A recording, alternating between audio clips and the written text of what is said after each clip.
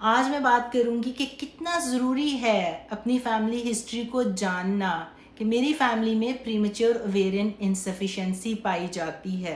क्योंकि देखें, अगर आपकी फैमिली हिस्ट्री ब्रेस्ट कैंसर की है, किसी और कैंसर की है, ब्लड प्रेशर की है, डायबिटीज़ की है, तो अक्सर आपको पता होता है क्योंकि घर में वो पता है जी कि अम्मी को कैंसर है तो उससे लड़ रही हैं, जंग है, उसका ट्रीटमेंट हो रहा है। इसी तरह अगर अम्मी डैडी को आपके ब्लड प्रेशर है, डायबिटीज़, वो उसके मेडिसिन ले रहे होते हैं, पूरे घर को पता होता है कि हमें भी खतरा है, हमारी फैमिली में ब्लड प्रेशर डायबिटीज़ पाया जाता है, हमें भी हो जाएगा। लेकिन पीरियड के बारे में कोई बात नहीं करता।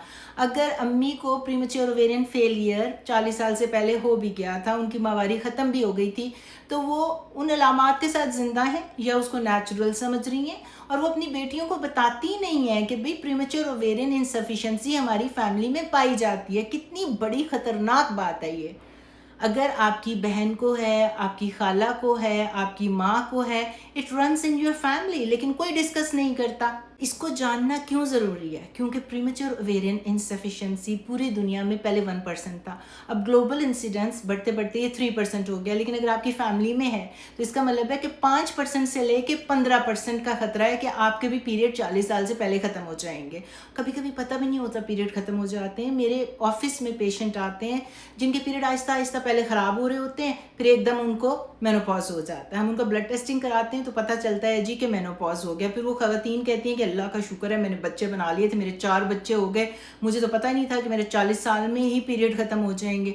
और कभी कभी ये होता है कि पहले पीरियड इरेगुलर भी नहीं होते और पूरे साल के लिए बस माहवारी आ ही नहीं रही होती, वो जाके टेस्टिंग कराती हैं तो पता चलता है जी कि उनको प्रीमेच्योर ओवेरियन इनसफिशिएंसी हो चुकी हुई है। प्लीज़ इस चीज़ को ज़रा वाज़ेह तौर पे समझ लें। खाली पीरियड जो है इरेगुलर होना पीसीओएस में भी होता है। अगर आपको बहुत ज़्यादा वेट है आपका ज़्यादा, उस वजह से भी हो सकता है। फाइब्रॉइड्स में भी हो सकता है, पीरियड बहुत इरेगुलर हों, ज़्यादा आ रहे हों, कम आ रहे हों। एंडोमेट्रियोसिस में भी हो सकता है। ये सारी चीज़ें जो हार्मोनल फ्लक्चुएशंस करती हैं उसकी वजह से भी आपके पीरियड की इरेगुलरिटी हो सकती है। कभी कभी डिसफंक्शनल यूट्रीन ब्लीडिंग होती है। प्रीमेच्योर ओवेरियन इनसफिशिएंसी जो है उसको मिक्सअप ना करें खाली पीरियड इरेगुलर होने से। वो एक अलग से डायग्नोसिस है जो डॉक्टर आपको बताता है। फिलहाल इस वीडियो में मैं सिर्फ बात कर रही हूँ प्रीमेच्योर ओवेरियन इनसफिशिएंसी की, कि जब आपके पीरियड पूरे साल के लिए मेनोपॉज हो जाता है आपको 40 साल से पहले, और डॉक्टर आपकी टेस्टिंग करता है तो वो आपको बताता है, और वो डायग्नोसिस आपको डॉक्टर ही देता है, खाली आप खुद से नहीं ले सकते। उसका नुकसान क्या होता है कि अगर आपने पहले बच्चे नहीं बनाए हुए थे तो, क्योंकि मेनोपॉज का मतलब ये है कि आपके एग्स ख़त्म हो गए, हार्मोन्स तो ख़त्म हुए, क्रॉनिक इलनेस और बीमारियां तो आनी शुरू हो गई, लेकिन अब आपकी बच्चा पैदा करने की सलाहियत भी ख़त्म हो गई। जो चीज़ 50 साल में जाके 45 के बाद होनी थी वो आपको 40 साल से पहले हो गई।